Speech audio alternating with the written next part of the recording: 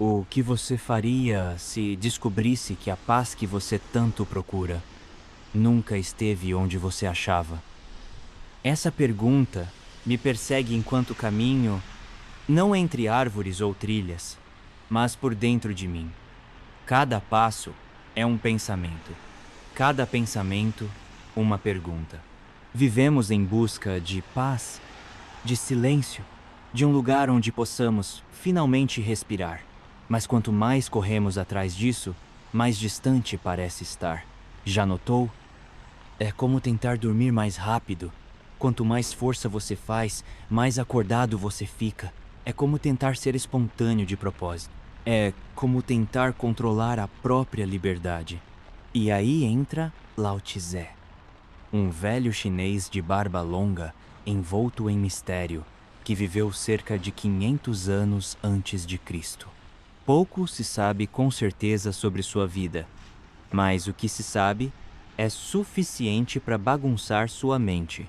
Ele escreveu, ou inspirou, um livro chamado Tao Te Ching, um manual de sabedoria tão enigmático quanto essencial. E em uma de suas ideias mais desconcertantes, ele sugere o seguinte: aquele que busca a paz não a encontrará. Aquele que abandona a busca, talvez a encontre. Parece absurdo, não é? Mas respira fundo, fica comigo por alguns minutos, porque essa reflexão pode mudar a forma como você vê sua vida inteira. E se a paz não fosse um lugar a ser alcançado, mas um estado que floresce quando você deixa de correr? E se a angústia que você sente não for por falta de paz, mas pelo excesso de tentativa de controlar como e quando ela vem? Eu quero te contar uma história. Ou melhor, quero caminhar com você por dentro de um paradoxo. E ao longo dessa caminhada, entre ideias de Lao Tse, histórias do Tao, reflexões da vida moderna, talvez a gente descubra juntos uma coisa: que a paz que você procura já está aí, quietinha, só esperando você parar de forçar a porta. Se isso já te provocou alguma coisa, comenta aí. Você já se sentiu mais em paz quando simplesmente desistiu de controlar tudo? Ou se identificou? Deixa nos comentários para eu saber que não tô sozinho nessa busca silenciosa. Vamos juntos? A sabedoria do não fazer. Comecemos com uma das ideias mais desafiadoras do Tao Te Ching, o conceito de Wu Wei, que pode ser traduzido como ação através da não ação ou agir sem esforço. A primeira vez que li isso, confesso que minha mente ocidental, treinada a pensar em produtividade e metas, entrou em colapso. Como assim agir sem agir? Fazer sem forçar? Isso parece preguiça, parece inércia, mas é justamente o contrário. Lao Tse não está falando de passividade. Ele está falando de fluidez. Ele está dizendo que, muitas vezes, a interferência consciente e forçada no fluxo natural das coisas é o que gera atrito, sofrimento e a perda da paz. Imagine um rio. Ele corre naturalmente, contornando pedras, avançando sem pressa, mas sem parar. Ele não briga com os obstáculos. Ele os envolve. Ele se adapta. Isso é Wu Wei. E agora, pensa em quantas vezes na sua vida você tentou forçar algo a acontecer e quanto isso te desgastou. Um relacionamento que você tentou empurrar mesmo quando tudo gritava para você parar. Um emprego que você manteve só por medo. Uma versão de você mesmo que você insistia em sustentar para agradar os outros. Lao Tse nos provoca. E se a verdadeira força estiver na suavidade? E se a paz for um subproduto de viver de forma mais alinhada com o fluxo da vida e menos com os padrões que criamos na mente? Tem um trecho do Tao que diz: o sábio é como a água, beneficia todas as coisas, sem competir com elas. Fica nos lugares baixos que os outros desprezam. Por isso, está próximo do Tao. Essa frase me atravessou como um raio, porque pela primeira vez percebi que talvez a busca por paz esteja justamente no desapego do ego, na humildade de aceitar o momento presente como ele é, sem querer dominá-lo. Mas Como fazer isso num mundo que te empurra o tempo todo para correr mais, produzir mais, ser mais? Numa era onde pensar virou sinônimo de produtividade, onde somos pagos para resolver, planejar, imaginar cenários e fazer listas, isso parece irresponsável. Mas o que Lao Tse está dizendo aqui não é que você deve virar um ser apático. Ele está apontando para algo mais sutil, o excesso de pensamento como fonte de sofrimento. Quantas vezes você ficou preso em um pensamento que girava em círculos, tentando prever o futuro, se culpando pelo passado, inventando conversas que nunca aconteceram? É como um labirinto feito de palavras que você mesmo construiu e esqueceu a saída. Lao Tse não propõe ignorância, ele propõe presença. Ele nos lembra que o mundo já sabe o que está fazendo. O rio já sabe para onde correr. A árvore já sabe quando florescer. O tal, esse fluxo invisível já sabe o caminho. E talvez, só talvez, você também saiba se parar de gritar dentro da sua cabeça. Mas claro, a gente foi educado para não confiar. Tudo precisa ter controle, objetivo, métricas. Mesmo nosso descanso virou meta. Mesmo nosso silêncio precisa ser produtivo. Aí você tenta meditar e quer saber se tá meditando certo. Você vai caminhar e se culpa por não estar ouvindo um podcast de autoaperfeiçoamento. Você assiste esse vídeo e pensa: como eu aplico isso na minha vida? Antes mesmo de deixar as palavras assentarem, você não precisa aplicar tudo. Às vezes, só precisa escutar. Sabe o que mais Lao Tse dizia? O sábio não acumula. Quanto mais ele dá aos outros, mais tem. Isso parece tão oposto ao mundo em que vivemos que dá até medo. Como assim dar mais me faz ter mais? Como assim abrir mão me fortalece? Mas aí eu lembro, quando você sorri para alguém, o sorriso volta. Quando você escuta de verdade, você é escutado. Quando você confia, você inspira confiança. Tudo no universo funciona em fluxo. Dar e receber. Inspirar e expirar. E talvez a paz esteja justamente aí. Em fluir com a vida, ao invés de resistir a ela. Porque no fim, o paradoxo de Lao Tse é esse. Você encontra a paz no exato momento em que para de fazer dela um objetivo. Ela brota no espaço entre um pensamento e outro. Ela vive na pausa entre duas respirações. Ela te encontra quando você para de se esconder dela atrás da pressa. E eu não tô dizendo que isso é fácil. É um treino. Um lembrete constante. Um tipo de humildade que só nasce quando a gente cansa de tentar controlar o incontrolável. Eu mesmo me pego querendo resolver tudo, fazer dar certo, acelerar o que não é acelerável. E às vezes, o que me salva é parar e lembrar que, talvez, só talvez, o universo não esteja contra mim. Ele só tá indo no ritmo dele. E eu posso escolher lutar contra ou caminhar junto. E nessa escolha silenciosa, surge um vislumbre de paz. Não como meta, mas como reflexo. Quando eu parei de correr, percebi que já estava em casa.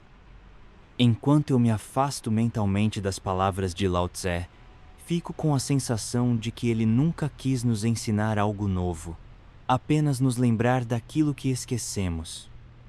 Quantas vezes na vida eu me peguei tentando forçar a maré, tentando alcançar uma ideia de paz que vinha embalada com produtividade, disciplina, controle. Uma paz com horário marcado, checklists, metas. Mas não foi assim que a paz chegou. Na verdade, nos momentos em que ela apareceu, foi sempre de mansinho. Nunca quando eu planejava, mas quando eu esquecia de planejar. Nunca quando eu dizia, agora preciso relaxar. Mas quando eu me rendia, exausto, e só parava. E é aí que mora o paradoxo. A paz não se conquista, ela te encontra. Quando você se rende ao momento. Quando para de brigar com o agora. Ela não é um troféu para quem faz tudo certo. Ela é o espaço silencioso que sobra quando você larga todas as ferramentas. E eu sei, parece simples demais para ser verdade. Mas talvez seja exatamente por isso que a gente nunca encontra. porque a mente quer algo complexo, quer um mapa, um passo a passo, um plano de paz. Mas o Tao não é um plano. O Tao é um fluxo. Essa é a segunda camada do paradoxo.